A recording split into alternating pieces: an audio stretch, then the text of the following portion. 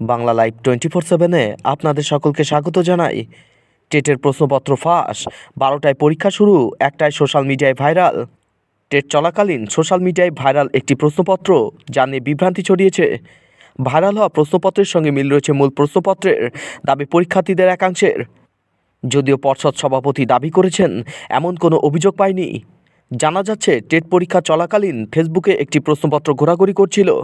একটি পেজ যার নাম WB TET SLST ACT TET preparation, সেই পেজ থেকে পোস্ট করা হয় একটি প্রশ্নপত্র। এরপর আজ পরীক্ষা দিয়ে বের হওয়ার পর চাকরি প্রার্থীরা দাবি করেছেন মূল প্রশ্নপত্রের হুবহু মিল রয়েছে ভাইরাল হওয়া ওই প্রশ্নের সঙ্গে। এক চাকরি প্রার্থীকে জিজ্ঞাসা করা হয় ভাইরাল প্রশ্নপত্রের সঙ্গে মূল প্রশ্নের মিল রয়েছে কিনা। তিনি পরিষ্কার উত্তর দিয়েছিলেন মিল রয়েছে। সূত্রের খবর, ভাইরাল হওয়া প্রশ্নের 112, 124, 121 সহ একাধিক প্রশ্ন ভাইরাল হয়েছে। দুপুর 1টা থেকে এই প্রশ্নগুলি সোশ্যাল মিডিয়ায় ভাইরাল হয়েছে।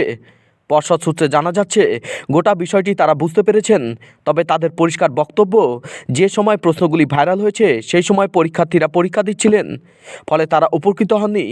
কোনো অসাধু চক্র ইচ্ছাকৃত পর্ষদকে কালিমালিপ্ত করতেই এই ঘটনা ঘটিয়েছে। তবে শুধু কলকাতা নয়, হাওড়া, জলপাইগুড়ি, শিলিগুড়ির সব জায়গা থেকে বেরিয়েই পরীক্ষার্থীরা বলেছেন ভাইরাল হওয়া প্রশ্নের সঙ্গে মিল রয়েছে মূল প্রশ্নপত্রের।